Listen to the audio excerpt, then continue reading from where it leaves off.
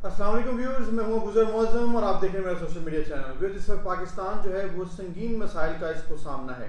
सबसे पहले तो इम्पॉर्टेंट बात जो कि है कि शराब की वजह से बहुत बुरे हालात हैं, खुसूसन सिंध में। और दादू शहर जो है वो इस वक्त 90% डूब चुका है, जिसके लिए इमदाद जो है बहुत ज़रूरी है। तो मैं ये चाहूँगा कि आप सब जो है वो कोशिश करें, मैक्सिमम कोशिश कि जो भी आप कर सकते हैं वो। सिंध की आवाम इस वक्त बहुत मुश्किल में, साउथ पंजाब और KP में सूरत हाल कदरे बेहतर है, और इसलिए रिलीफ की जो ऑपरेशंस हैं उनमें अब जो ज़्यादा ज़रूरत है वो इस वक्त सिंध में है, क्योंकि वहाँ पर पानी खड़ा है और इसकी वजह से मज़ीद प्रॉब्लम्स भी सामने आ रही हैं, और जिसमें आपको स्किन एलर्जीज़ हैं और इसके अलावा दीगर प्रॉब्लम्स और बीमारियाँ भी सामने आ रही हैं। तो इसके लिए बहुत ज़्यादा काम करने की ज़रूरत है।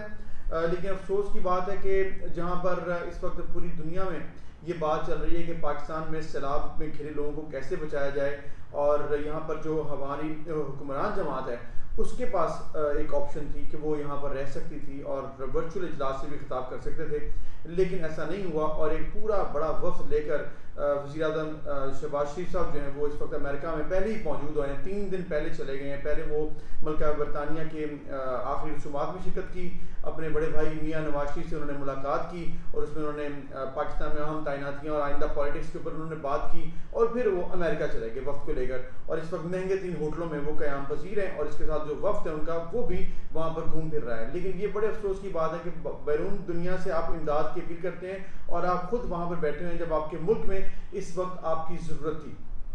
एनीवे ये ऐसे ही होता है, क्योंकि जब इम्पोर्टेड हुक्मरान आते हैं, जब जो वेस्टेड इंटरेस्ट उनके यहाँ पर नहीं होते हैं, जब यहाँ पर उनके स्टेक्स नहीं होते हैं, उनको पता है कि अगर मुश्किल हालात आएंगे तो हमारी तो जायदादें बाहर हैं, हमारा कुछ नहीं होना, हमने यहाँ पर कोई ना कोई बहाना बनाकर वापस इंग्लैंड या किसी ऐसे मुल्क में चले जाना है, और फिर वापस तभी आएंगे जब हमारे लिए हालात साजगार होंगे।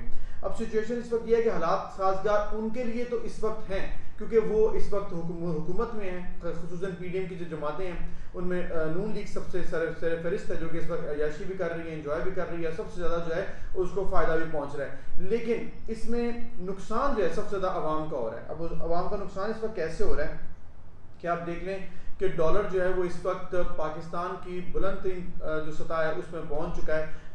जो 1-1.5 महीना पहले जब डॉलर ऊपर जा रहा था तो वापसी हुई थी कुछ, क्योंकि IMF की डील के बारे से बात हुई थी, लेकिन फिर से डॉलर जो है अब ऊपर चला जाएगा, और अब 250 के करीब एक दफ़ा फिर डॉलर जो है वो इंटरबैंक 240 में इंटरबैंक है, और ओपन मार्केट में 250 में भी नहीं मिल रहा है।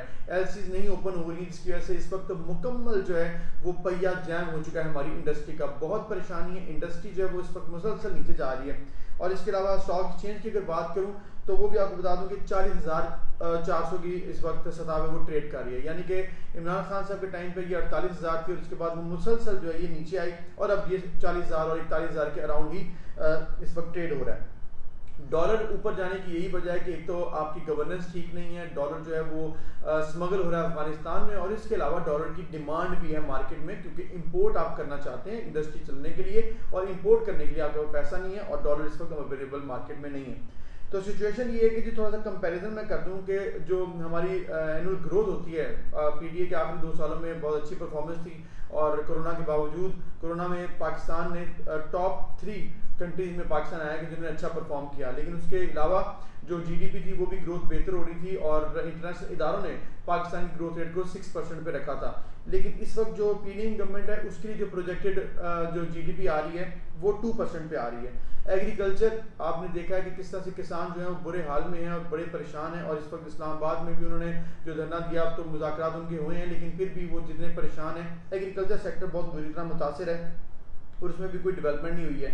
इमरान खान के टाइम पे 4.4% से ये ग्रोथ कर रहा था, लेकिन इस वक्त जो है वो -0.7 पे इस वक्त आ चुका है, यानी कि कोई ग्रोथ नहीं बल्कि नेगेटिव पे आ चुका है। इंडस्ट्री की बात करें जिसमें आपकी टेक्सटाइल इंडस्ट्री है, आपकी ऑटोमोबाइल इंडस्ट्री है, आपकी कंस्ट्रक्शन से रिलेटेड 35 इंडस्ट्रीज हैं जो कि इस वक्त काम कर रही हैं पाकिस्तान में, वो सब इस वक्त जो है शदीद परेशान है। और सिर्फ चंद माह पहले ये 9.8% की ग्रोथ से इंडस्ट्री पाकिस्तान में चल रही थी, लेकिन इस वक्त सिचुएशन ये है कि इस वक्त पाकिस्तान में 1.9% पे ग्रोथ आ चुकी है इंडस्ट्री की। आप देखें कंस्ट्रक्शन इंडस्ट्री सिर्फ ये घर और रियल एस्टेट नहीं होता, इसके अलावा इससे जुड़ी जो इंडस्ट्रीज होती हैं वो भी इफेक्ट होती हैं। सीमेंट है, बजरी है, इसके अलावा आपके जो घर के अंदर तमाम जो इक्विपमेंट यूज़ होता है, आपकी वायरिंग है, मतलब आप एक एक चीज़ लें, आपके तकरीबन 35 जो है वो इंडस्ट्रीज इससे जुड़ी हैं एक घर के अंदर जो यूज़ होती हैं। तो वो आप देख लें कि कंस्ट्रक्शन इंडस्ट्री भी मुतासिर हुई, उसकी वजह से दीगर 35 इंडस्ट्री मुतासिर हुई। टेक्सटाइल इंडस्ट्री पाकिस्तान की बड़ी ज़बरदस्त जा रही थी, वो टेक्सटाइल इंडस्ट्री जो है वो भी रुक चुकी है क्योंकि रॉ मटेरियल नहीं आ रहा है, और उसकी वजह से एक्सपोर्ट के जो हालात हैं वो भी आपके सामने हैं कि इस वक्त पाकिस्तान में जब आपकी इतनी महंगी रॉ मटेरियल से आप चीज़ प्रोडक्ट बनाएंगे तो फिर आप एक्सपोर्ट उसको कैसे कंपटीशन में मार्केट में करेंगे। तो इसलिए इंडस्ट्री जो है इस वक्त 1.9% है, जो कि बहुत कम है। इमरान खान के टाइम पे 9.8% की ग्रोथ से आगे बढ़ी थी।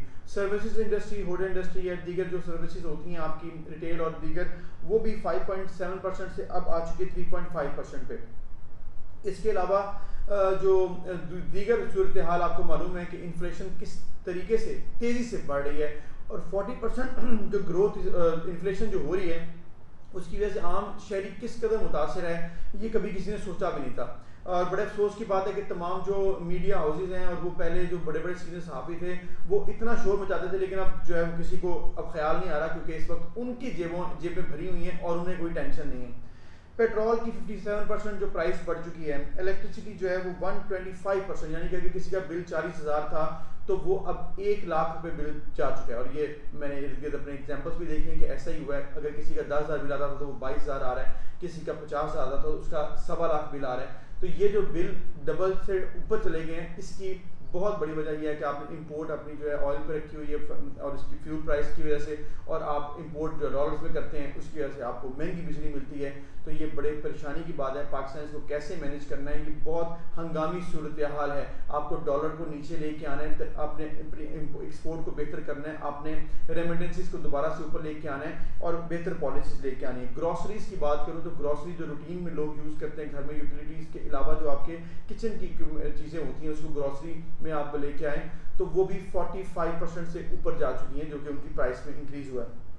अब आप ये सारी सिचुएशन जब देखते हैं, परेशानी आप देखते हैं, तो लोग बहुत परेशान हैं। ऊपर से सैलाब की वजह से 3 करोड़ आवाम, और दूसरी तरफ पाकिस्तानी जो है 22 करोड़ के 22 करोड़ आवाम में से आप एलीट क्लास के 1 या 2% आप निकाल लें तो बाकी सभी परेशान हैं। मिडिल क्लास तबका तो बहुत बुरी तरह फंस चुका है क्योंकि उसकी जो एक उसकी बजट थी अमाउंट जो कि उससे घर चलाता था, वो बजट बिल्कुल इस वक्त जो है उसका ख़राब हो चुका है। उधार पे लोग आ चुके हैं, लोग उधार मांगते हैं और आगे से जिनसे उधार मांगते हैं उनके पास भी अब उधार देने के पैसे नहीं हैं। तो मामला जो है सर्कल लोगों का नहीं चल रहा, लोग बहुत परेशान हैं। लेकिन मियाँ साहब इस वक्त अपने एक बड़े वक्त के साथ और 72 रुकनी जो उन्होंने काबीना बना ली है, पाकिस्तान की तारीख में इतनी बड़ी काबीना कभी नहीं हुई है, उनको शर्म आनी चाहिए। इतने पोर्टफोलियोज नहीं है जितने उन्होंने बंदे आगे खड़े कर दिए हैं कि 72 लोगों को उन्होंने मिनिस्टर के अहदों पर रख दिया है, और उसमें आपके एडवाइजर्स हैं, आपके पर्सनल असिस्टेंट्स हैं, पता नहीं क्या क्या उन्होंने नाम रखकर 72 लोगों को उन्होंने नवाज दिया है। मजीद को भी वो नवाजेंगे क्योंकि इस वक्त वो सिर्फ अपनी हुकूमत बचाने के लिए